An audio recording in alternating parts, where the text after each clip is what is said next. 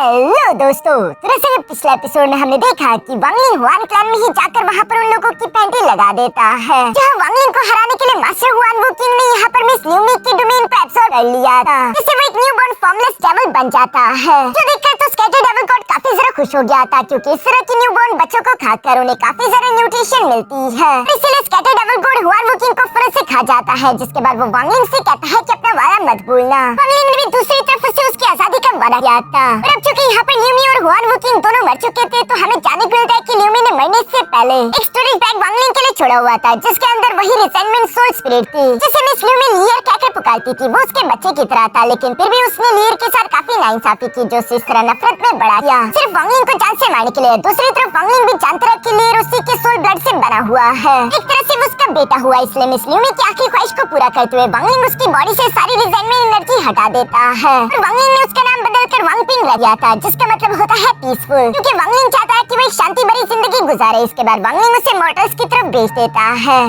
अब आगे तो नेक्स्ट एपिसोड की शुरुआत प्लैनेट रानियन के लुवयू विलेज से शुरू होती है, जहाँ 4 साल गुजर चुके थे। यहाँ हम लुवयू विलेज के कुछ बच्चों को देखते हैं, जहाँ साउ फैमिली का एक लड़का बता रहा था कि मैं किलिंग माउंटेन गया था, वहाँ की हवा में मोटर मिस्ट मौजूद है, जो जगह कल्टिवेटर्स के लिए काफी सारा बेहतरीन है। अगर आप लोगों ने वहाँ की हवा में सिर्फ एक बार भी सांस ले ली, तो अगले 10 साल तक आपको कोई भी बीमारी नहीं आ पाएगी। मुझे ही देखो, मैं कितना सारा ताकतवर हो चुका हूँ। जो सुनकर तो वहाँ पर मुझे बाकी बच्चे काफी जरा एक्साइटेड हो गए थे। तभी अचानक एक दूसरा लड़का यहाँ वांगपिंग से कहता है कि वांगपिंग, कितना अच्छा हो कि तुम भी एक बार किलिंग माउंटेन पर जाकर इमोर्टल मिस्ट को इनहेल कर लो, इससे तुम्हारी सारी बीमारियां ठीक हो जाएगी। जो सुनकर हमें वांगपिंग पहली बार देखने को मिला। वो हंसते हुए कहता है कि हाँ, मैं घर जाने के बाद अपने फादर से इस बारे में जरूर बात करूंगा। इस पर साउ फैमिली का वो लड़का सामने की तरफ आते हुए उससे कहता है, लेकिन इसके लिए काफी जरा देर हो चुकी है, क्योंकि अब किलिंग माउंटेन पर कोई भी इमोर्टल मिस्ट नहीं बची। काफी सालों पहले हेवन गुस्सा हो चुका था, उसके बाद से वो इमोर्टल मिस्ट वहाँ से गायब हो गई। जो सुनकर तो यहाँ वांगपिंग काफी जरा उदास हो जाता है, क्योंकि बाकी बच्चे तो खुश होते हुए आपस में स्वॉर्ड फाइट करते हुए मार्शल आर्ट सीख रहे थे। यहाँ काफी देर तक किसी तरह खेलने के बाद साउ फैमिली का वो लड़का अपने दोस्तों से कहता है कि चलो अब डिनर के बाद हम लोग मार्शल आर्ट सीखेंगे। ये सुनकर सभी उसकी बात मानते हुए फिर से अपने घरों की तरफ भागने लगे। पीछे की तरफ सिर्फ वांगपिंग ही रह गया था, जो कि काफी जरा उदास दिखाई दे रहा है। वो किलिंग माउंटेन की तरफ देख रहा था, इसी उम्मीद में कि काश किसी दिन वो वहाँ पर जा पाए। तभी अचानक वहाँ पर अंकल साउ आ गए, जो कि वांगपिंग को देखते हुए कहता है कि लगता है कि आज मेरे बेटे ने तुम्हें दोबारा से परेशान किया है। अंकल साउ ने अपने कंधे पर एक डियर भी उठाई हुई थी, जिसका शिकार करके वो जंगल से वापस आ रहा था। वांगपिंग अंकल साउ को देखते ही फिर से उनके सामने आकर उन्हें ग्रीट करता है। जहाँ वांगपिंग के इतने अच्छे मैनर देखकर अंकल साउ उसकी तारीफ करते हुए कहता है कि तुम वाकई में अपने फादर पर गए हो, तुम्हारे फादर भी तुम्हारी तरह गुड मैनर्स रखता है। चलो तुम्हारे फादर के पास चलते हैं, क्योंकि मुझे कुछ फर्नीचर्स का ऑर्डर भी तो देना है। ये सुनकर वांगपिंग भी खुश होते हुए अंकल साउ के साथ अपने घर की तरफ रवाना हो गया। इसके बाद सीन शिफ्ट होकर दूसरी तरफ वांगलिंग पर आ जाता है, जिसने एक साधारण मोर्टल का रूप ले लिया था, और वो पिछले 4 साल से इसी लुवयू विलेज के अंदर रह रहा है। वांगलिंग यहाँ पर कारपेंटर का काम कर रहा था। तभी अचानक वांगपिंग भागते भागते अपने फादर के पास आते हुए कहता है कि अंकल साउ आपसे मिलने के लिए आए हैं। जो सुनकर वांगलिंग उनकी तरफ देखने लगा। अंकल साउ भी हंसते मुस्कुराते हुए वांगलिंग को ग्रीट करते हैं। सतीश सर वो वांगलिंग को बताने लगे कि मेरे बड़े बेटे की जल्दी शादी होने वाली है, इसलिए मुझे घर में कुछ फर्नीचर चाहिए होंगे, इसलिए ब्रदर वांग मैं आपके पास आया हूँ। और ये उसका डिपॉजिट रहा, जो कहती वो उस डियर को यहाँ टेबल पर रख देता है, जिस पर वांगलिंग भी मान गया था, और वो उससे कहता है कि ठीक है, तुम 3 दिन बाद आकर फर्नीचर लेकर जा सकते हो। और अंकल साउ खुश होते वहाँ से रवाना हो गए। पीछे की तरफ हम देखते हैं कि वांगपिंग उस बड़े से डियर को देखकर खुश हो ही रहा था कि तभी अचानक वांगलिंग उसकी दवाई लाना शुरू हो गया, जिसे देखते ही वांगपिंग के चेहरे पर उदासी आ जाती है, और वो उस दवाई को देखते हुए कह रहा था ये दवाई बहुत ही कड़वी है। वो यहाँ पर फादर से सवाल करते हुए भी पूछता है कि फादर, क्या ये बात सच है कि माउंट किलिंग पर सच में इमोर्टल्स रहते हैं? वांगलिंग उससे जवाब नहीं देता, बल्कि वो उससे कहता है कि जल्दी से खाना पी लो, ये गरम गरम तुम्हें पीना होगा। वांगपिंग भी अच्छे बच्चों की तरफ फिर से दवाई को पी लेता है, लेकिन दवाई बहुत ही ज्यादा कड़वी थी, इसलिए वो भागते हुए फिर से इसके पीछे पानी भी पी गया। सतीश वांगपिंग यहाँ वांगलिंग से सवाल करते हुए पूछता है कि फादर, आखिर वो दिन कब आएगा जब वांगपिंग को दवाई नहीं खानी पड़ेगी? जिस पर वांगलिंग शांत रहते हुए जवाब देकर कहता है कि बहुत जल्द। इसके बाद हम लोगों को यहाँ रात का सीन दिखाया जाता है, जहाँ वांगपिंग जब रात को सो रहा था तो उसकी बॉडी से काफी खतरनाक डेथ एनर्जी निकल रही थी, जिससे वांगपिंग को काफी ज्यादा तकलीफ भी हो रही है। वांगलिंग उसे देखते हुए अपने मन में सोच रहा था कि मिस ल्यूमी ने जो एंटीडोट दिया था, मैंने उसे थंडर एसेंस के साथ मिलाकर वांगपिंग की बॉडी से ज्यादातर रिसेंटमेंट एनर्जी तो रिमूव कर दी है, लेकिन इस प्रोसेस में अभी भी काफी ज्यादा समय लग रहा है। बाहर से तो वांगपिंग एक नॉर्मल बच्चा दिखाई देता है, लेकिन ये सच नहीं। मुझे हर रोज अपनी डिवाइन पावर का इस्तेमाल करते हुए धीरे धीरे करके उसकी बॉडी से ये डेथ एनर्जी रिमूव करती रहनी होगी,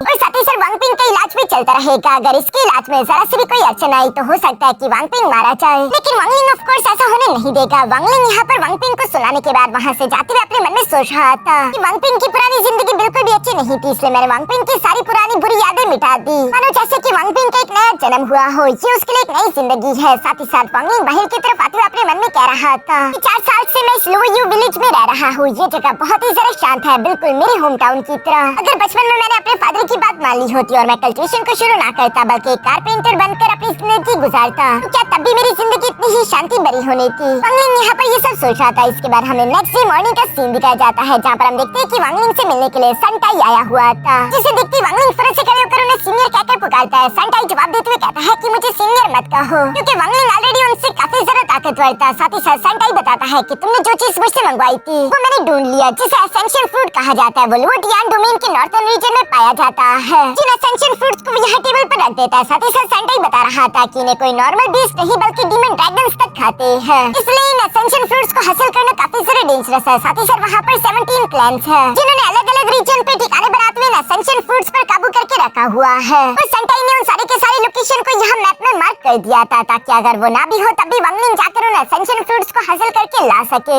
सनटाई भी वांगलिंग के लिए ये काम कर देता, लेकिन वो बताता है कि अब मेरी कल्टीवेशन काफी ज्यादा कम रह चुकी है, मैं सिर्फ तुम्हारे लिए थोड़ी बहुत जासूसी ही कर सकता, उससे ज्यादा कुछ नहीं। वांगलिंग यहाँ पर सनटाई की बातें सुनकर कहता है कि सीनियर, आपको इतनी ज्यादा परेशानी से गुजारने के लिए मैं आपसे माफी चाहता हूँ। साथ ही वो उनका शुक्रिया भी अदा करता है, जिस पर सनटाई जवाब देते हुए कहता है कि कोई बात नहीं, वैसे भी ये बस सिर्फ एक ट्रांजैक्शन ही तो है, अपने वादे को मत भूलना। जो सुनकर वांगलिंग जवाब देते हुए कहता है कि हाँ, मैं अपने वादे को नहीं भूला। आपके गुजरने के बाद आपकी अस्थियों को वापस अलायंस स्टार डोमेन के प्लेनेट डार्क मून पर ले जाऊंगा, जो कि आपका होम टाउन है, और वहाँ के टियानशिन विलेज की मिट्टी में आपको दफना दूंगा, जैसा कि आपसे मैंने वादा किया है। आप बेफिक्र रहे, मुझे सब कुछ याद है, मैं कुछ भी भूला नहीं। जो सुनकर सनटाई भी चैन की सांस लेता है। इसके बाद वो खांसते वहाँ से धीरे धीरे उठकर जाने लगा, जिसे बाहर जाते हुए वांगपिंग ने देख लिया था, और वो सनटाई को देखते हुए कहता है कि आखिर आप कौन हो। सनटाई तो कोई भी जवाब नहीं दे पा रहा था। तभी अचानक वांगलिंग सामने की तरफ आते हुए वांगपिंग को बताता है कि ये है तुम्हारा ग्रैंडफादर, आकर सनटाई को ग्रीट करो। तो सुनकर वांगपिंग भी अच्छे बच्चों की तरफ से भागते हुए आकर यहाँ सनटाई के सामने उन्हें ग्रीट करते हुए दादा बू कहकर पुकार रहा था। तो सुनकर तो सनटाई काफी ज्यादा इमोशनल हो जाता है। वो हैरान होते हुए कह रहा था कि इसने मुझे दादा बू कहा, उसे बिल्कुल भी इस बात की उम्मीद नहीं थी। दूसरी तरफ हम देखते हैं कि वांगपिंग ने टेबल पर पड़े हुए उन एसेंशियल फ्रूट्स को देख लिया था, जो कि चमकीले हैं और उसे ये काफी अच्छे लगे, इसलिए वो उन्हें खाने के लिए उनकी तरफ भागने लगा था। और इन एसेंशियल फ्रूट्स को डायरेक्टली अब्सॉर्ब करना खतरे से खाली नहीं, इसलिए हम देखते हैं कि सनटाई फौरन से अपनी पावर्स का इस्तेमाल करते हुए एसेंशियल फ्रूट्स को खींचकर अपने पास ले आता है, जो देखकर तो वांगपिंग भी शॉक हो गया कि आखिर ये फ्रूट्स हवा में कैसे उड़ रहे हैं। ग्रैंडफादर, क्या आपको मैजिक आता है? जो कहते वांगपिंग एक शरारती बच्चे की तरह उन एसेंशियल फ्रूट्स की तरफ छलांगे लगा रहा था। दूसरी तरफ सनटाई उन फ्रूट्स को बचाते हुए कह रहा था कि बच्चे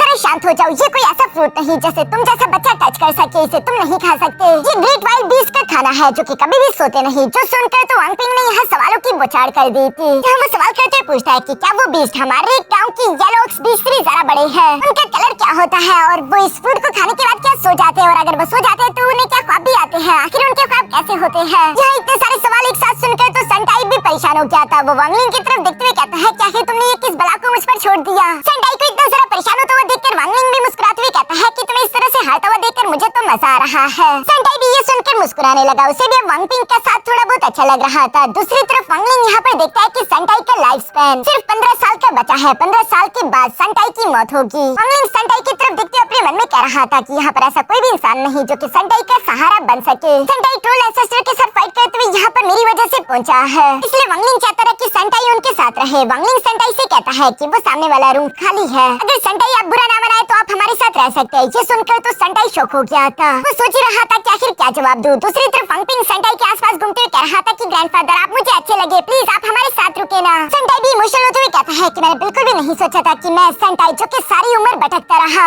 आखिरकार मुझे आराम करने के लिए घर और फैमिली मिलेगी। यानी कि सनटाई ने रुकने का फैसला कर लिया था, जिस बात से तो वांगपिंग काफी ज्यादा खुश हो जाता है। दूसरी तरफ वांगलिंग को भी अच्छा लगा और वो भी मुस्कुराते वहाँ से चला गया, क्योंकि वांगपिंग तो सनटाई से कह रहा था कि ग्रैंडफादर प्लीज मुझे उस वाइल्ड बीस्ट के बारे में और बताइए ना कि आखिर वो कैसा होता है। इस पर सनटाई भी एक अच्छे दादाबू की तरह वांगपिंग को कहानियां सुनाना शुरू कर देता है। इसके बाद हम देखते हैं कि इसी तरह करते करते 5 साल गुजर गए थे।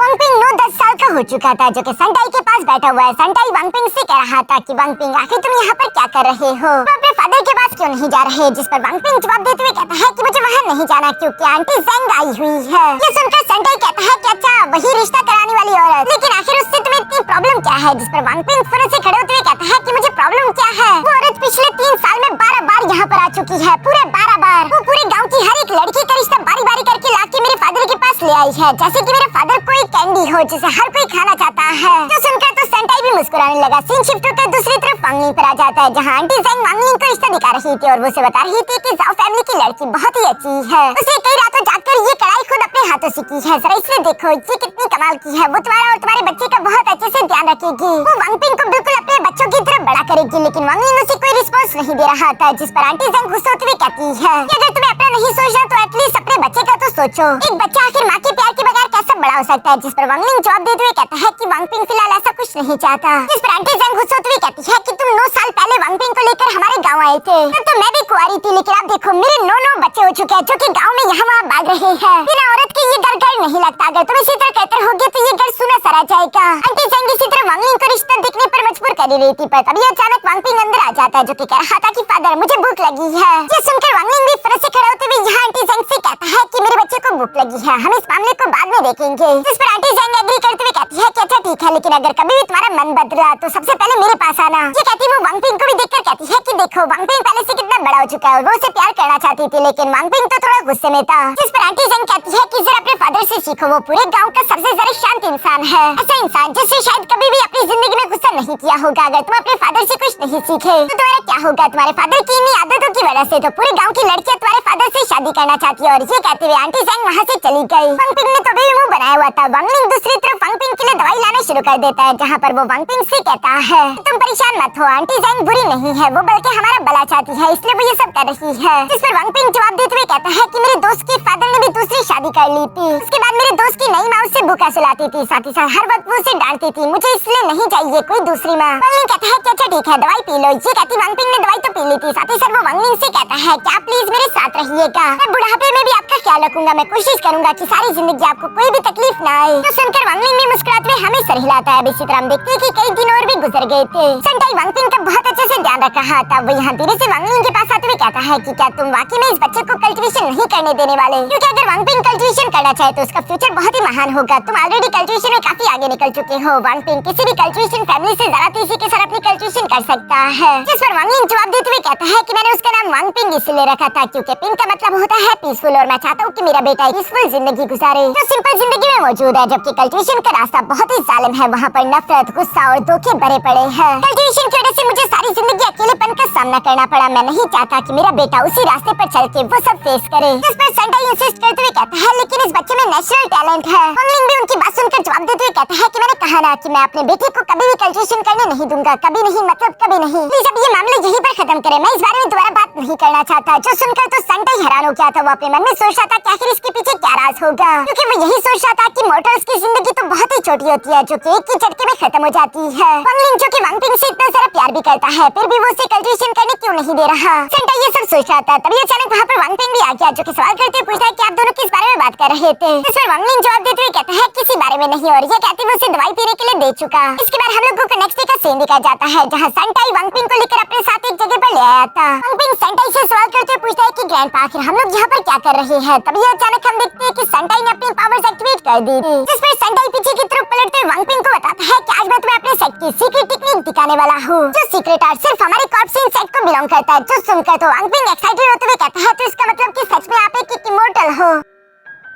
जिस पर सेंटाई अपनी पावर्स को एक्टिवेट करके धीरे धीरे हवा में फ्लोट करते हुए कहता है कि इस ओल्ड मैन ने सिर्फ 7 साल की एज से ही कल्टीवेशन को शुरू कर दिया था, और मैं अपने सेट का ग्रेट एल्डर भी बन चुका था। कई सेंचुरीज तक मैंने कल्टीवेशन करी, और आज वो दिन है जिस दिन मैं अपने सेट की सीक्रेट कल्टीवेशन आर्ट तुम्हें पास ऑन करने वाला हूँ। जो कहती सेंटाई ने फौरन से हवा में वेन सेटलिंग इनकांटेशन एक्टिवेट कर दी थी, जिसके अंदर से हम देखते हैं कि एक कॉर्ड पपेट निकलकर बाहर की तरफ आ गया था। जिसे देखकर तो वांगपिंग हैरान होते हुए कहता है कि आखिर ये क्या है? सेंटाई जवाब देते हुए कहता है कि ये है कॉर्ड्स पपेट, एक ऐसा पपेट अवतार जो कि तुम्हारे लिए 10,000 की आर्मी से अकेले ही बीट कर तुम्हें जीत दिलवा सकता है। यहाँ वो कॉर्ड्स पपेट भी सेंटाई के इशारे से वांगपिंग को अपनी पावर्स दिखाने लगा, जिससे वांगपिंग थोड़ा सा डर गया था, और वो कहता है ये बिग फैला बहुत ही डरावना दिख रहा है। जो सुनकर सेंटाई एक चुटकी बजाता है, और हम देखते हैं कि वो कॉर्ड्स पपेट यहाँ क्यूट बनने की एक्टिंग करने लगा। साथ ही साथ सेंटाई वांगपिंग को बताता है कि अगर तुमने इस कल्टीवेशन के रास्ते को चूज किया तो तुम लाइफ एंड डेथ पर काबू कर सकते हो, हेवन को डिफाई कर सकते हो, तुम में इतनी सारा ताकत होगी कि तुम इस मॉर्टल बॉडी की कमजोरियों से आजाद हो जाओगे, तुम्हारी जिंदगी लंबी हो जाएगी, सर्दी गर्मी का असर तुम पर नहीं होगा, और तुम्हें जितनी भी बीमारियां हैं वो सब खत्म हो जाएगी, तुम पूरी तरीके से ठीक हो जाओगे, तुम्हारा कोई भी चीज तुम्हें परेशान नहीं कर पाएगी। ये सब सुनकर वांगपिंग थोड़ी देर के लिए ललचा जरूर किया था, लेकिन फिर वो अपने फादर से किए प्रॉमिस को याद करता है, इसलिए वो कहता है कि नहीं, मैं कभी कल्टीवेशन नहीं करूंगा। मैंने अपने फादर फादर से इस बारे में वादा किया था। ये सुनकर सेंटाई उससे कहता है लेकिन फिक्र मत करो, मैं तुम्हारे फादर को इस बारे में नहीं बताऊंगा। जिस पर वांग पिंग कहता है लेकिन वांग पिंग कभी भी अपने फादर को धोखा नहीं देने वाला, मैं अपने फादर को बिल्कुल भी उदास नहीं कर सकता। जो कहते हैं वांग पिंग वहाँ से भागकर चला जाता है। पीछे की तरफ सेंटाई कहता है कि ये भी अपने फादर की तरह बहुत ही जिद्दी है।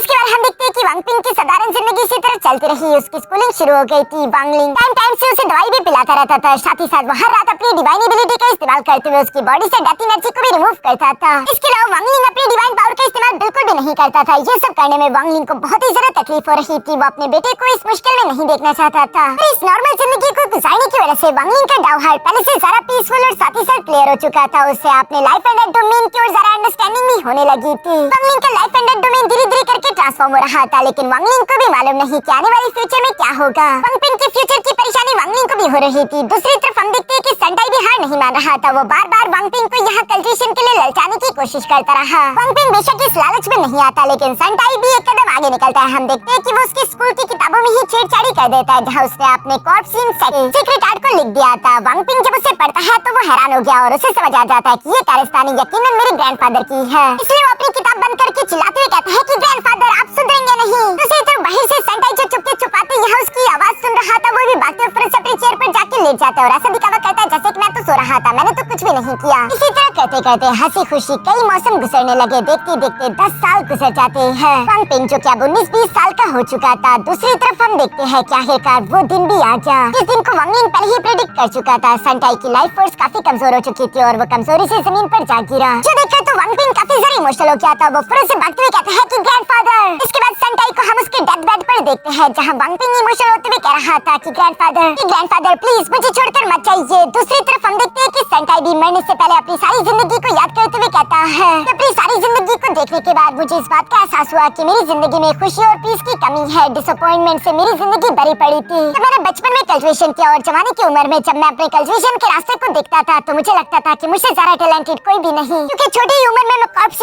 सेट का ग्रेट एल्डर बन गया था। सिर्फ 1000 साल की उम्र में ही मैं सोल ट्रांसफॉर्मेशन लेवल का कल्टिवेटर भी बन गया। हर तरफ मेरी इज्जत और मेरा रूप सब यही कहते थे कि हेवन ने मुझे खुद चूज किया है। मेरे आगे का कल्टिवेशन का रास्ता इसी तरह स्मूथ और आसान रहेगा। और वो सच नहीं था। मैं जितनी ऊंचाइयों तक गया उतनी ही ज्यादा तेजी के साथ किस्मत ने मुझे जमीन पर पटका। मैं जैसे ही अलहमद स्टार सिस्टम आया, मुझे बंदी बनाकर तड़पाते हुए मेरी कल्टिवेशन को सील कर दिया गया था। मेरी कल्टिवेशन कम हो गई और मैं उनके घराने का बस एक गुलाम बनकर रह गया। मेरी इज्जत, मेरा गुरूर सब कुछ खाक में मिल गया। मेरी जिंदगी पछताओ और दुखों से भर चुकी थी। मैं हमेशा अपनी जिंदगी के बारे में सोचते हुए यही कहता था कि आखिर मैंने कौन सा गलत कदम उठाया, जिस कदम की वजह से मैंने अपना सब कुछ गवा दिया और मैं यहाँ पर आ पहुंचा। और इतने सालों सोचने के बाद आखिरकार मुझे मेरे सवाल का जवाब मिल चुका है, और वो यही है कि मैंने कोई गलत कदम नहीं उठाया, बल्कि मैं सिंपली अपने रास्ते पर चल रहा था, जहाँ मेरे पास 10,000 चॉइसेस थे। हर एक चॉइस, हर एक रास्ता, हर एक कदम मुझे मेरी ही किस्मत के पास लेकर आने वाला था। अब जब मैं मरने वाला हूँ और मैं अपनी जिंदगी को पलट कर देखता हूँ तो मुझे एहसास होता है कि हमारे सारे रास्ते हमें हमारी किस्मत की तरफ चुके लेकर ही जा रहे हैं। वैसे भी कुछ बदलने नहीं वाला, तो अगर हम लोगों को कुछ अच्छा मिलता है तो हमें उससे खुशी को उसी वक्त एंजॉय करना चाहिए। और अगर हम जिंदगी में कुछ खो देते हैं तो हमें उसका अफसोस नहीं मनाना चाहिए, बल्कि उसे जाने देना चाहिए, क्योंकि वैसे भी यही तो जिंदगी का नाम है। अंत में हमें वही मिलेगा जो हमारी किस्मत में लिखा गया है। ये गम हो या खुशी, हर एक चीज अपने वक्त पर आती है और गुजर भी जाती है। सेंटाई इसी तरह की बातें कहते हुए अपनी आखिरी सांसें ले रहा था, जिस पर वांग लिंग उससे कहता है कि मेरे दोस्त अब तुम आराम कर सकते हो। मैंने तुमसे जो वादा किया था मैं अपने वादे को यकीनन पूरा करूंगा। तो सुनकर सेंटाई के चेहरे पर भी एक पीसफुल स्माइल आ गई थी और उससे अपनी सारी जिंदगी अपनी आंखों के सामने देखने को मिलती है। आखिरी बार वो जवानी से बुढ़ापे तक की अपनी सारी जिंदगी याद करने लगा, जहाँ लास्ट में वो अलहमद स्टार सिस्टम आ गया था और उसकी कल्टिवेशन जा गिरी। उस जगह के बाद से सेंटाई के बुरे दिन शुरू हो गए थे, लेकिन यहाँ सेंटाई के सामने कुछ चमकती हुई तितली आ गई, जो कि एक पोर्टल ओपन करके सेंटाई को उसकी तरफ बुला रही थी। सेंटाई की सोल भी धीरे धीरे उस पोर्टल की तरफ जाने लगी। साथ ही साथ वो चलते हुए कह रहा था कि जिंदगी और मौत के बीच का ये सफर बहुत ही छोटा है, इसलिए मेरे दोस्त इसे खुलकर जीना। और इसी के साथ हम देखते हैं कि सेंटाई यहीं पर मारा गया। ये देखकर वांग पिंग तो बाहर की तरफ यहाँ ग्रैंडफादर कहकर चिल्लाता है और साथ ही साथ वो फूट फूट कर रोने लगा। वांग लिंग और वांग पिंग गाँव वालों के साथ मिलकर सेंटाई का फ्यूनरल करते हैं, जहाँ वांग पिंग तो काफी ज्यादा उदास था और वो अपने मन में कह रहा था कि सेंटाई आपने अपनी सारी जिंदगी अकेले गुजारी। मैं खुश हूँ कि एटलीस्ट आखिरी उम्र में ही सही, लेकिन आपकी मुलाकात आपके अडॉप्टेड ग्रैंडसन से हो गई और आखिरी टाइम में मैं आपके साथ था। आपका आखिरी टाइम एटलीस्ट बुरा नहीं किया। दूसरी तरफ वांग लिंग भी सेंटाई को याद करते हुए अपने मन में कह रहा था कि सेंटाई मैंने तुम्हारी अस्थियां संभाल कर रख ली है, तुम्हारे साथ किए अपने आखिरी वादे को मैं हर हाल में पूरा करूंगा। मेरे दोस्त अब तुम आराम करो। यहाँ पर इसी तरफ फ्यूनरल खत्म हो जाता है। दूसरी तरफ हम वांग लिंग को देखते हैं, जो कि यहाँ कह रहा था कि पूरे 19 साल गुजर गए। यू विलेज में पूरी एक जनरेशन बड़ी हो गई। अब नेक्स्ट जनरेशन को वेलकम किया जा रहा है। हमारे जो पुराने हमसाए हुआ करते थे उनमें से 10 में से 3 लोग तो मर चुके। पोर्टल्स की जिंदगी कितनी जरा कमजोर और कम होती है। वांगलिंग ये सब सोच रहा था कि तभी अचानक अंकल जाओ वहाँ पर आगे आ चुके। वांगलिंग से कह रहा था कि ब्रदर वांग, लगभग आपके हमारे साथ 20 साल होने वाले हैं और ये 20 साल कितनी जल्दी गुजर गए। मुझे आज भी वो दिन अच्छे से याद है जब तुम पहली बार वांगपिंग को हमारे गाँव ले आए थे, और आज वो दिन है जब तुम दोनों यहाँ से जा रहे हो।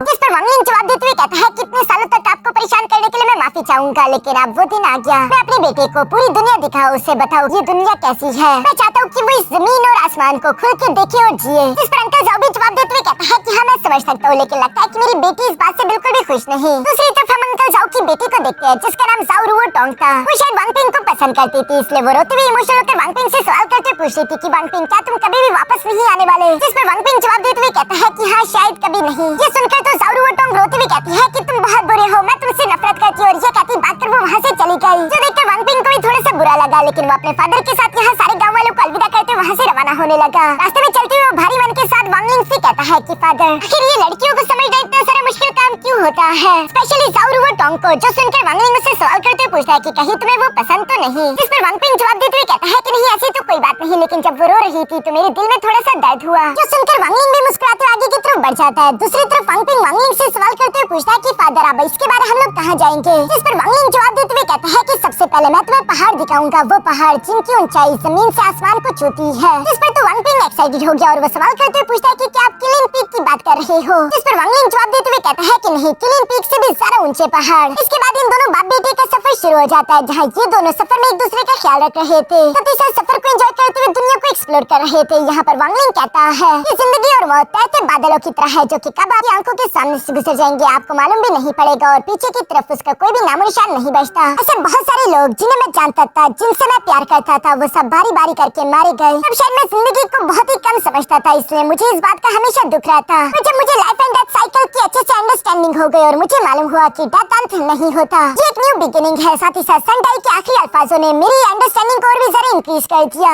मुझे एहसास हुआ कि हर एक चीज एक दूसरे से जुड़ी हुई है, हर कॉज का इफेक्ट होता है। जो चीज ऊंचाई तक जाती है वो कभी न कभी गिरकर जमीन पर भी वापस आती है। मुझे लगता है कि लाइफ एंड डेथ रैम से भी ऊपर ग्रेट डाउ ऑफ कॉज एंड इफेक्ट है। 19 साल लुवयू विलेज में गुजारने के बाद सनडाई की बातों से मुझे इस बात की अंडरस्टैंडिंग हुई, और यही वजह है कि मैं वांगपिंग को लेकर अपने साथ इस सफर पर निकला हूँ, ताकि मैं उसे heaven and earth, mountain and reverse सब कुछ नजदीक और गहराई से फील करवा सकूं, ताकि वो उसकी सोल को प्यूरिफाई कर सके और उसका दिल इस दुनिया की खुशियों से एक बार फिर से चमक जाए। तो सब कहते हुए वांगलिंग अपने बेटे वांगपिंग को इस दुनिया की खूबसूरती दिखा रहा था, और यहाँ इसी सीन के साथ हमारा ये एपिसोड यहीं पर खत्म हो जाता है।